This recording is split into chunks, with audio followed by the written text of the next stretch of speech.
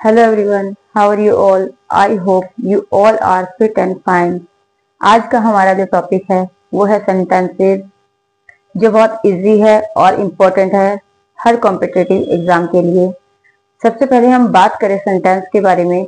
जब सेंटेंस की बात की जाए तो सेंटेंस के टाइप्स जो होते हैं, सभी स्टूडेंट्स यही बोलते हैं कि sentence, simple sentence, affirmative sentence, assertive sentence, negative sentence, interrogative sentences, exclamatory sentences, ये सभी सेंटेंस के टाइप्स हैं। मगर आज जो हम सेंटेंस करने वाले हैं वो उनसे बिल्कुल अलग होगा। तो इन सेंटेंसेस को करने से पहले हमें कुछ बातों के बारे में इंफॉर्मेशन होनी चाहिए। सबसे पहले ये कि क्लॉज क्या होता है। खुद सेंटेंस के बारे में हमें बेसिक नॉलेज होनी चाहिए। क्लॉज क्या होता है, क्लॉज के टाइप्स कौन से होते हैं, फिर है जो क्लॉज होता है वो कितने होते हैं, और मेन या फिर सबऑर्डिनेट क्लॉज क्या होते हैं। जैसे मैं अब पहले इसके सेंटेंस की ही बात करती हूँ। सेंटेंस क्या होता है, a group of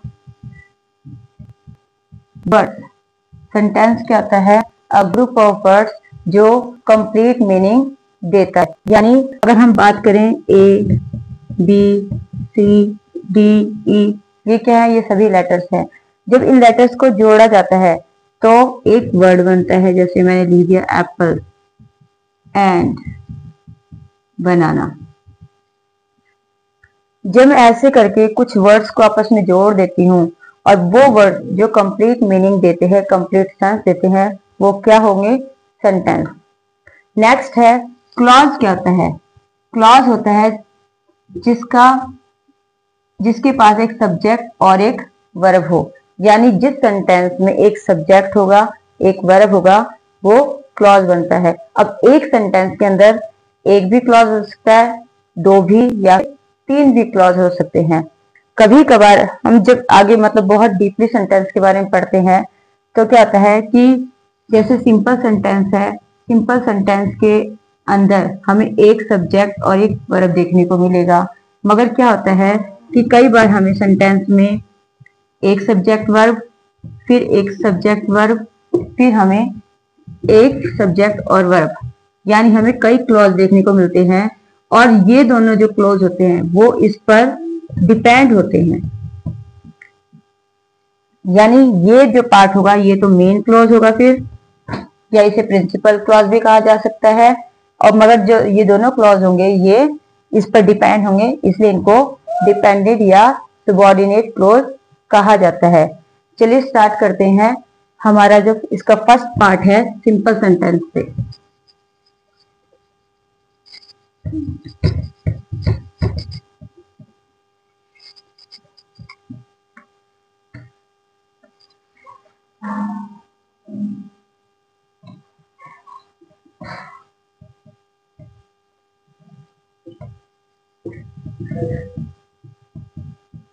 A simple sentence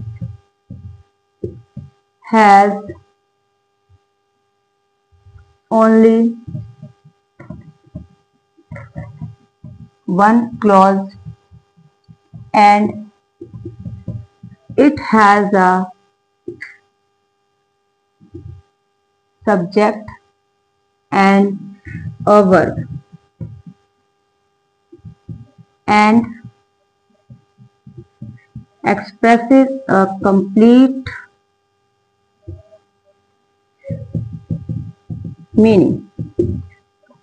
यानी सिंपल सेंटेंस कौन सा होता है, किसे कहा जाता है कि a simple sentences has only one clause. यानी वही बात जो मैंने अभी बताई कि एक ही क्लॉज होता है सिंपल सेंटेंस में, जिसके पास अपना एक सब्जेक्ट होता है और अपनी एक वर्ब होती है।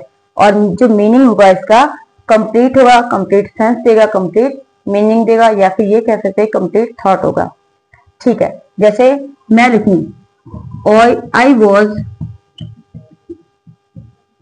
Writing a letter. My brother is watching TV.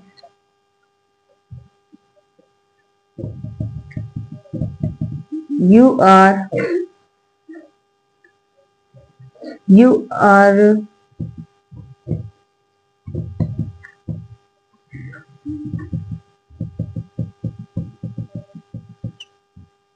working, you are working. I was writing, I subject है, ये वर्ब है. My brother सब्जेक्ट है, ये वर्ब है. You सब्जेक्ट है, ये वर्ब है.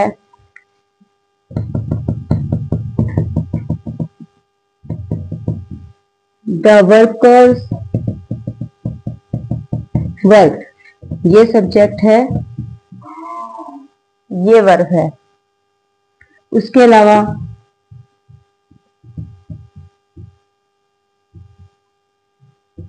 Mister Gupta taken lunch, mister Gupta subject है, टेकन वर्ब है. यानी इन जितने भी मैंने एग्जांपल लिखे हैं इन सभी में एक सब्जेक्ट है और एक वर्ब है, यानी हमारे इसके अंदर एक ही क्लॉज है और इनका अपना एक कंप्लीट मीनिंग है. इसीलिए क्या कहलाता है? Simple sentence. नेक्स्ट है कंपाउंड सेंटेंस.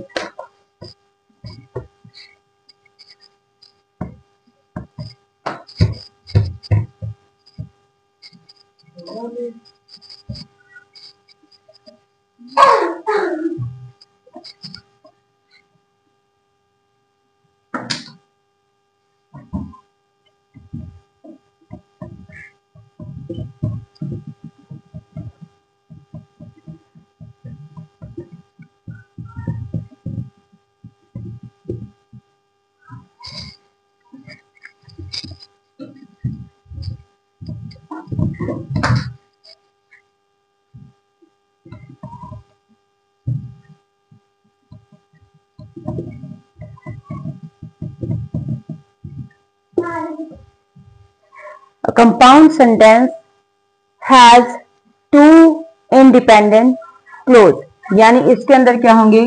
दो क्लॉज होंगे मगर दोनों के दोनों इंडिपेंडेंट होंगे, ये किसी पर भी डिपेंड नहीं करेंगे. जैसे I was singing a song but my brother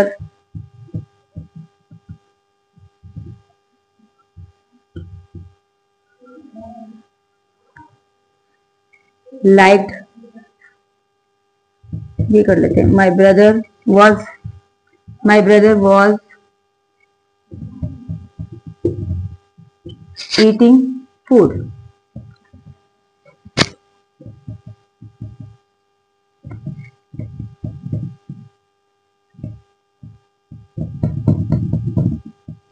She is watching TV and her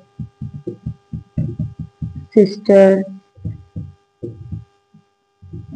singing a song.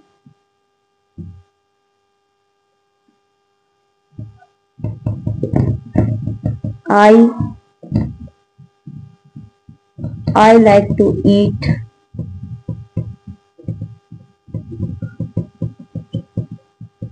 ice cream but my brother wanted to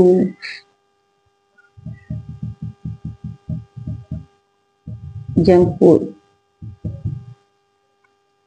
अब इनमें कितने क्लॉज हैं? इन सेंटेंसेस के अंदर दो क्लॉज है, subject verb, subject verb, subject verb, subject verb. एक clause ये है, एक क्लॉज ये है जो कि एक कंजंक्शन से जुड़ा हुआ है. किस कंजंक्शन से जुड़ा हुआ है?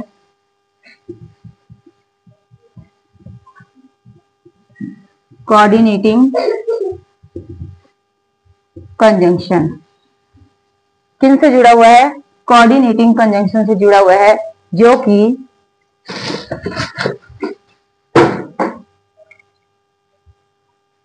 कोऑर्डिनेटिंग कंजंक्शन से जुड़ा हुआ है. कोऑर्डिनेटिंग कंजंक्शन कौन से होते हैं? इनको याद करने का एक तरीका है, पेन बॉयज। अगर इनको याद कर लिया जाए तो हमें कोऑर्डिनेटिंग कंजंक्शन याद हो जाएंगे। एफ से फोर, ए से एंड, एन से नोर, बी से बट, ओ से और, वाई से एट, सो से एस से सो। अगर हमें ये याद हो जाते हैं, पेन बॉय याद हो जाता है, तो हमें कोऑर्डिनेट कंजंक्शन भी याद हो जाएंगे। और जो कंपाउंड सेंटेंस होता है वो कोऑर्डिनेटिंग कंजंक्शन से ही जुड़े होते हैं। अब इनको हम सिंगल सिंगल लिखे तब भी अपना कंप्लीट मीनिंग देते हैं। अगर इनको हम दो क्लॉज को जब जोड़ते हैं तो वो कंजंक्शन कौन सा होगा? कोऑर्डिनेटिंग कंजंक्शन होगा। ठीक है, मेरे ख्याल में आज तक अभी जो आपको समझाया गया है वो अच्छे से समझ में आया होगा। इसका जो नेक्स्ट पार्ट है वो देखते हैं, complex sentence.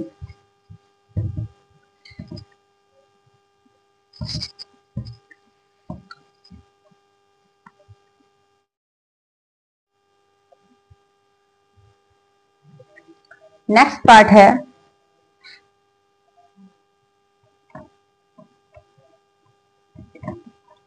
Complex sentence.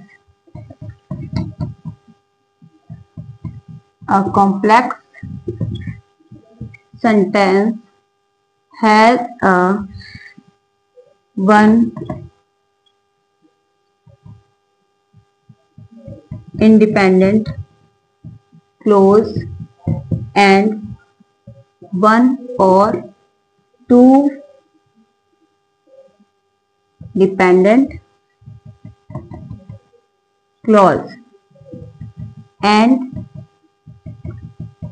always joined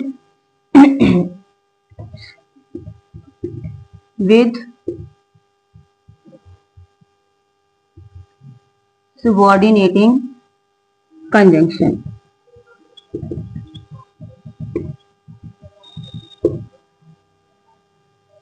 complex sentence को हिंदी में मिश्रित वाक्य कहा जाता है। यानी इसमें एक क्लॉज तो मेन क्लॉज होगा, यानी एक क्लॉज मेन क्लॉज होगा, और दूसरा क्लॉज जो होगा एक या फिर दो क्लॉज और हो सकते हैं जो उस पर डिपेंड होंगे।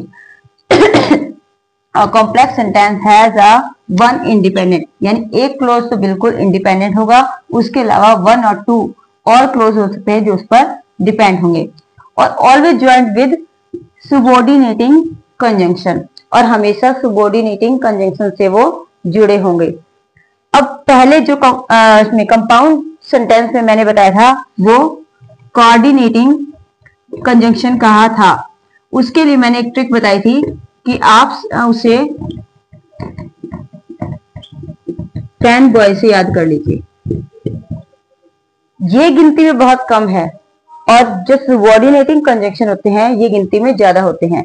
तो इसीलिए मैंने आपको यही सजेस्ट किया था कि आप सिर्फ और सिर्फ ये कंजंक्शन जो पेन बॉयज है, कोऑर्डिनेटिंग कंजंक्शन है, वो याद कर लीजिए ताकि आपको पहचान हो जाए।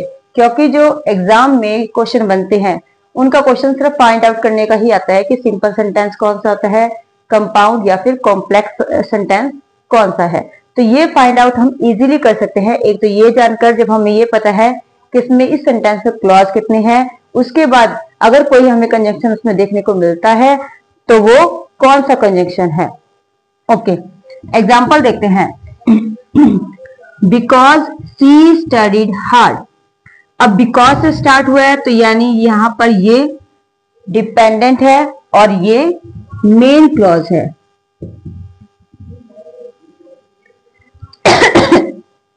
सब्जेक्ट वर्ब, सब्जेक्ट वर्ब, यानी यहाँ पर दो क्लॉज है, ये भी एक क्लॉज है, ये भी एक क्लॉज है।